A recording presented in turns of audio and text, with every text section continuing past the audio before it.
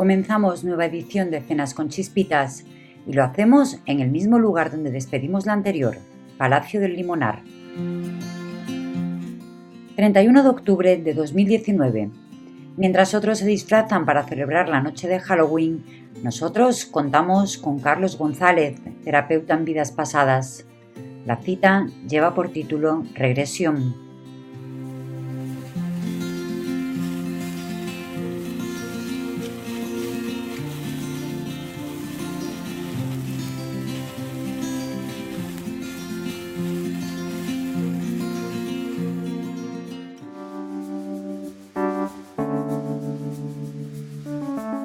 Situado en Málaga, concretamente en el Limonar, Palacio del Limonar es un espacio para la celebración de eventos. Cuenta con 6 salones con diferentes capacidades, en los que se pueden celebrar eventos de manera simultánea. Aunque no es muy conocido, Palacio del Limonar tiene 4 suites independientes y desde su reciente remodelación dispone también de una discoteca. Nada más llegar llaman la atención sus más de 12.000 metros cuadrados de jardines y espacios abiertos, con una frondosa arboleda y una cuidada vegetación. El edificio guarda entre sus paredes más de un siglo de historia, ya que data de 1893. Desde hace unos meses está bajo la gestión de Marta Cañet y Patricia Sánchez.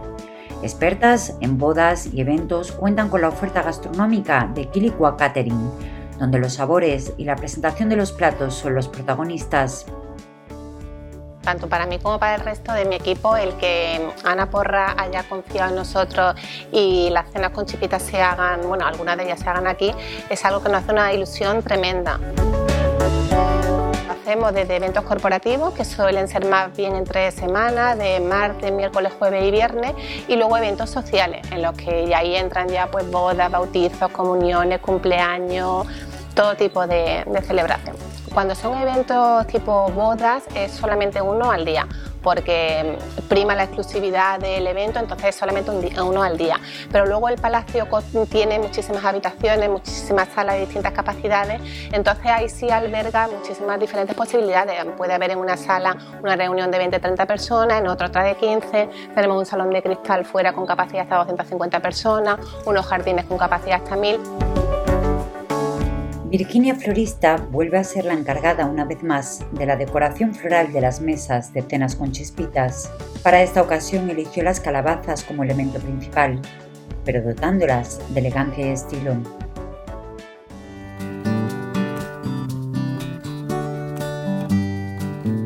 Tratar un tema como la terapia regresiva puede no resultar apto para todo el mundo, pero aún así despertó una gran expectación y las plazas se ocuparon en poco más de 24 horas, quedando muchas personas en la lista de espera.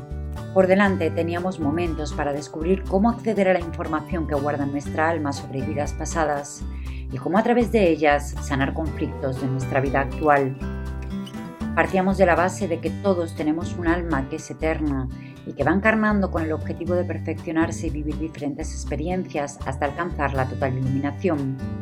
Por eso, la primera condición para asistir a esta cena era hacerlo con la mente muy abierta, dejando atrás muchas creencias que nos han inculcado en el pasado. Creer o no creer, he ahí la cuestión. Sentir o no sentir.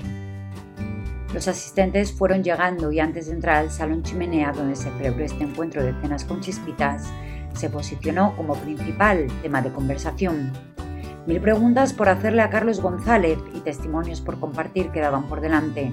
Instruidos o menos instruidos en el tema, Carlos acaparó la atención de todos. Es la primera vez que asisto a una cena con chispitas y me hacía mucha ilusión. Llevo meses queriendo venir porque creo que es un proyecto muy bonito en el que podemos tocar el alma. No es solamente una cena, creo que tiene mucho más profundidad y eso pues a mí me atrae muchísimo. He elegido esta cena por varios motivos. Uno, por proximidad también, como se celebran en distintos escenarios y también distintas localidades, pues me venía muy próxima a mi domicilio y el lugar me parece muy bonito. Pues espero tener contacto con una persona que realmente creo que me va a poder informar bien de cómo hace la regresión, de quién es, cuál es su escuela y cómo podemos intentar aprovecharlo a través del campo médico que es el mío. Entre los asistentes, algunos escépticos para los que este tema suponía una auténtica novedad, pero también había otras personas que sí habían leído sobre la terapia regresiva e incluso experimentado alguna regresión en su vida.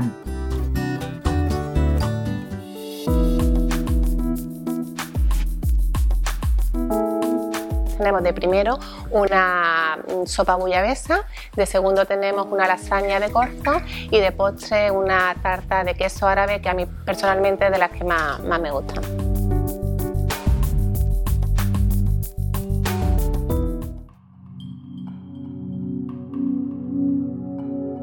Carlos González es licenciado en Psicología por la Universidad de Málaga. Cuenta con especializaciones como analista asistencial y logoterapeuta, terapeuta en vidas pasadas formado por el doctor José Luis Cabuli. Es además terapeuta del alma, entre otras especializaciones. El ponente es una persona comprometida con lo que hace y ha creado en estos últimos años un sistema propio y peculiar de atención terapéutica basado en sus años de experiencia y en sus estudios académicos y no académicos. Cree firmemente que la verdad es lo único que sana y que su puesta en práctica es lo único que permite a la persona cambiar aquello que le impide ser ella misma. 3 cosas son necesarias como mínimo en esta vida en el planeta Tierra para cambiar de verdad: conciencia, sentirlo en tu cuerpo de ahora y, por último, realizar un cambio de hábitos. Gracias, Carlos, por compartir con nosotros tu experiencia y sabiduría.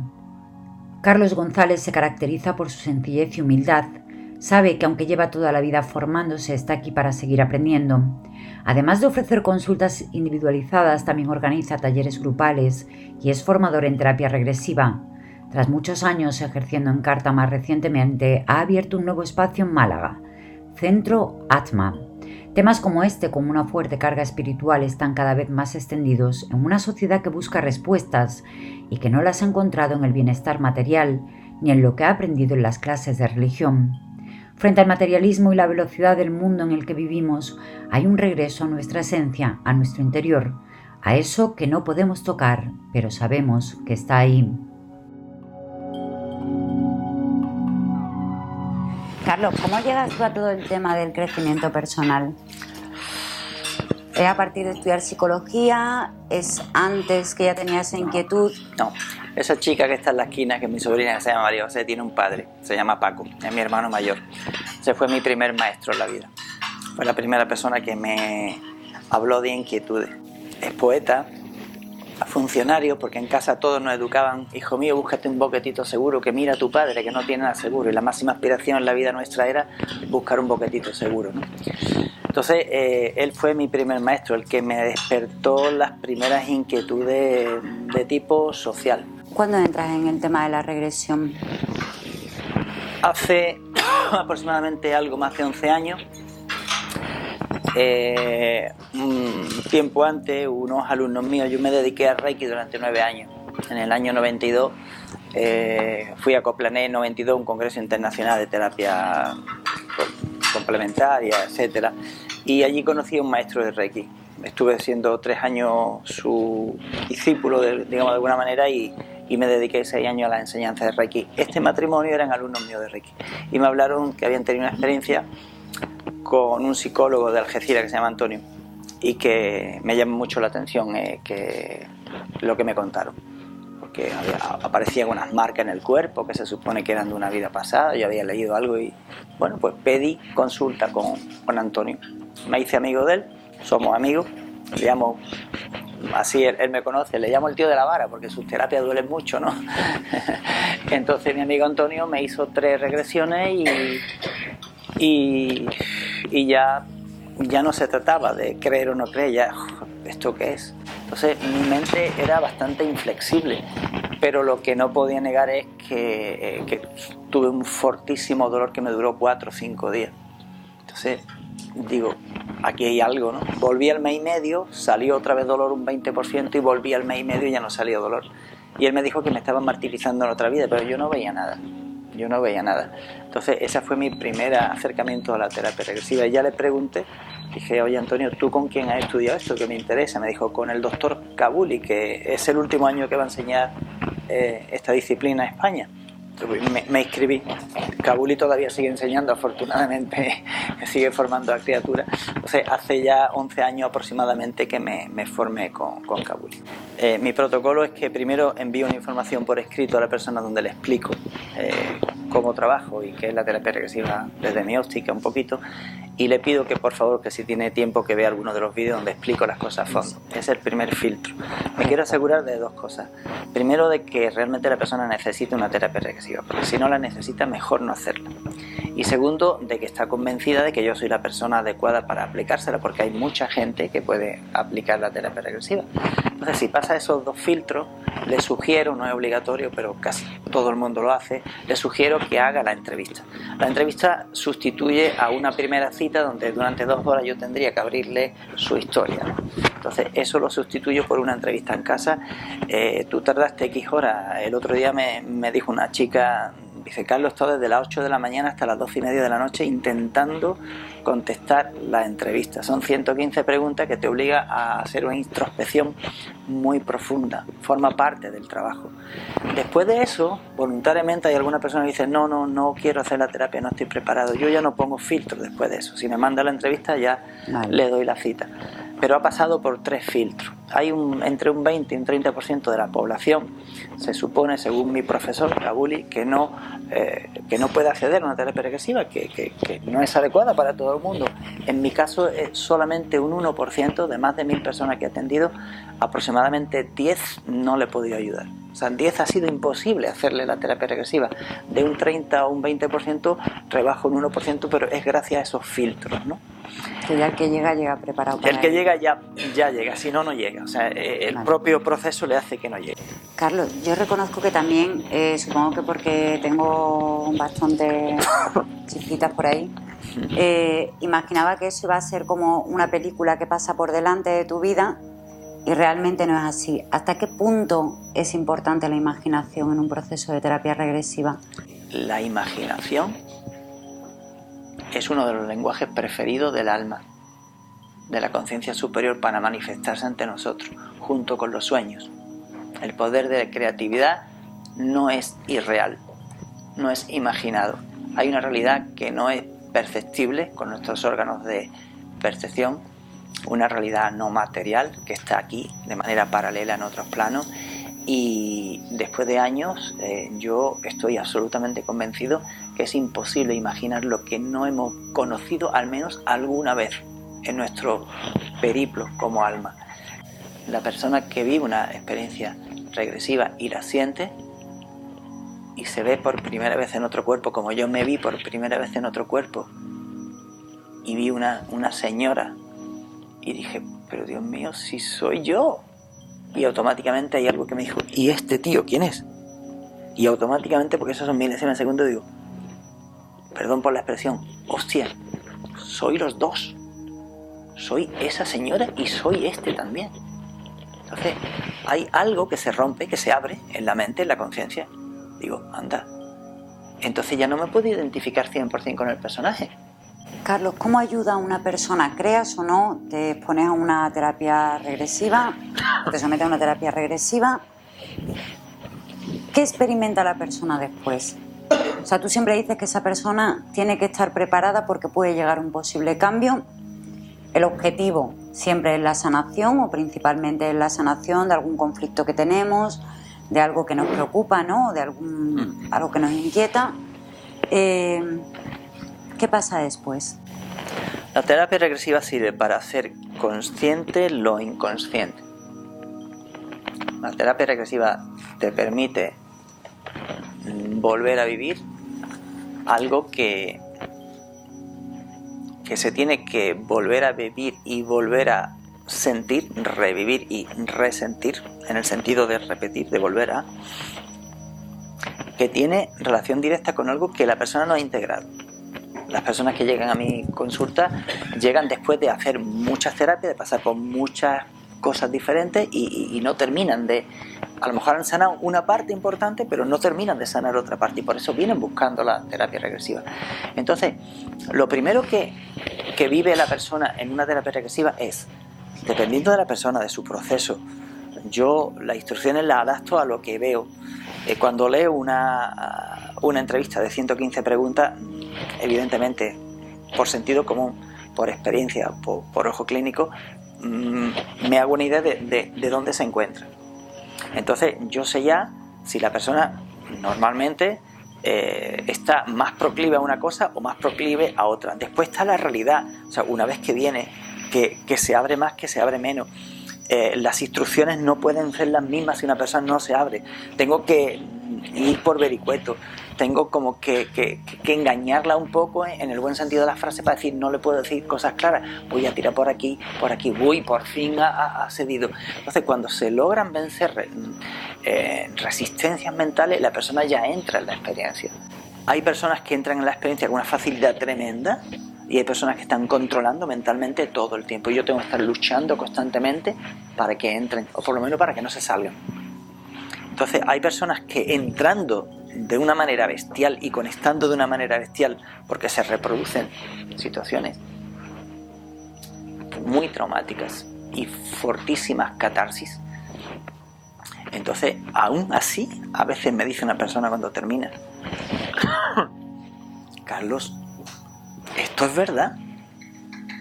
Y se han revolcado por el suelo, han reproducido un asesinato, un ahorcamiento, un suicidio, un aborto, 20.000 historias. Y todavía, cuando terminan, la mente que está controlando dice, esto no puede ser verdad. Yo os confieso que cuando fui al segundo seminario de formación con Kabuli, 6 meses después del primero, estábamos tocando el módulo de almas perdidas, las conciencias que no siguen evolucionando y se quedan apegadas a la tierra, a seres desencarnados. Y yo decía, pero Carlos, tío, ¿estás chalado? ¿Qué haces aquí? Si esto es mentira. Mi mente todavía me decía que era mentira 6 meses después de haber hecho el primer seminario con Kabuli. Y cuando terminé el segundo seminario, entonces empezaba a asimilar lo del primero. Cuando fui 6 meses después a hacer el tercero, ya empezaba a asimilar lo del segundo. Y lo del tercero no empecé a asimilarlo hasta 2 o 3 años después de formado. Porque ya eran entidades no humanas. Digo, esto es de locura, esto ya apaga y vámonos. Aquí nos volvemos chalados todos, ¿no? Entonces, intentando resumir, la persona vive algo que no estaba en su paradigma mental. Y lo siente. Y aunque la mente se lo quiera negar, al final termina por ceder y termina por aceptarlo. A mí me pilla ya con más experiencia y la verdad que ahora lo hago mucho más fácil, claro, es normal. No es lo mismo el primer año de práctica que después de 11 años, ¿no? Entonces se te abre la perspectiva. Pero sobre todo es que has podido sentir, todo el mundo no lo siente igual, has podido sentir una experiencia que necesita una explicación adicional a los esquemas mentales que teníamos antes. ¿Has podido sentir, por ejemplo, que has podido habitar otro cuerpo? Y ahora tú encajas eso. Necesitas meses. Llevo una vida o varias vidas sin aceptar eso. Necesitas meses para aceptar que has podido tener una experiencia en otro cuerpo. Pero además es que has vivido experiencia en ese otro cuerpo, la has podido sentir y has visto una cosa que es sanadora para mí. Experiencias de esa vida tienen mucha similitud con las experiencias que tú estás viviendo en esta vida, como el ser que va siendo. Cosas que no resolviste en esa vida te siguen afectando en esta vida. Te obligan a hacer cosas que en el fondo ya no querrías estar haciendo. Por lo tanto, te obligan a sentir cosas que en el fondo no te gustaría tener que estar sintiendo. Pero la contrapartida es que me impiden hacer cosas que yo podría estar haciendo y que no me atrevo. Y que no puedo sentir cosas que sí me gustaría estar sintiendo. Y además se producen inputs, así como rápido, donde cuando veo que hay algo clave en función a la historia de la paciente o del paciente, cuando veo que hay algo clave que manifiesta y está, por ejemplo, en otra vida y es clave, le digo, muy bien, repite eso por segunda, muy bien, con conciencia, despacio, en voz alta, por favor, vuelve a repetirlo por última vez. Y ahí le digo, fíjate, y esto que te obliga en tu vida como un Pepe. Wow. Se queda así y empieza a hablar. Wow. Wow. Muy bien. ¿Y esto qué te impide como Pepe? Se produce una súbita comprensión de que lo que te está condicionando en esta vida es una experiencia de la que tú no tenías conciencia, que es de un periodo anterior, de una etapa anterior donde tú estabas en otro cuerpo, o de una experiencia a los 3 meses y medio en la barriga de tu madre, o una experiencia a los 6 años que no recordabas. Entonces, eso cambia a la persona, Ana. O sea, no puedes seguir siendo la misma persona una vez que has tenido esa experiencia que si no la has tenido. Ya en la mesa llegaron más preguntas, más respuestas y el compartir experiencias vividas por los asistentes. Quedaron muchas cuestiones por formularle y hay quien no entendió mucho de lo que se habló. Para otros fue una auténtica revelación y la apertura a una nueva posibilidad de sanar el alma y el cuerpo. Pero esa parte de cenas con chispitas siempre se queda para aquellos que participan en ellas. Tras la cena, en una noche que resultó primaveral, Carlos González siguió compartiendo sus aprendizajes con nosotros y nos mostró cómo funcionan las varillas de las que nos había hablado durante la entrevista. Ha sido tan interesante todo lo que hemos hablado, el compartir las personas, el encuentro en una noche de 31 de octubre, espectacular. El Palacio de Limonares, la verdad es que es un edificio precioso, la restauración ha sido maravillosa, tiene un montón de rincones muy bonitos, muy bonitos. Y en cuanto a la cena, pues genial, igual que la última vez que estuvimos aquí en junio, que fue sorprendente, pues esta vez nos ha vuelto a sorprender de nuevo. Es la primera vez en mi vida que me pasa una cosa así. Estoy muy agradecido, muy consciente de lo que ha sido. Era un territorio nuevo para mí. Yo estoy muy feliz, muy contento, muy agradecido a Ana y este lugar me ha encantado conocerlo. O sea que yo me voy también con muchísimos regalos, ¿no? de la presencia de cada uno y me voy feliz, me voy contento. Es la primera vez en mi vida que vivo algo de esta índole y agradecido. Una experiencia nueva siempre te aporta algo que nunca había experimentado antes, ¿no? Agradecimiento es la palabra. Palacio del Limonar nos volvió a confirmar que es un lugar ideal para celebrar eventos donde se crea y fluye una energía muy especial.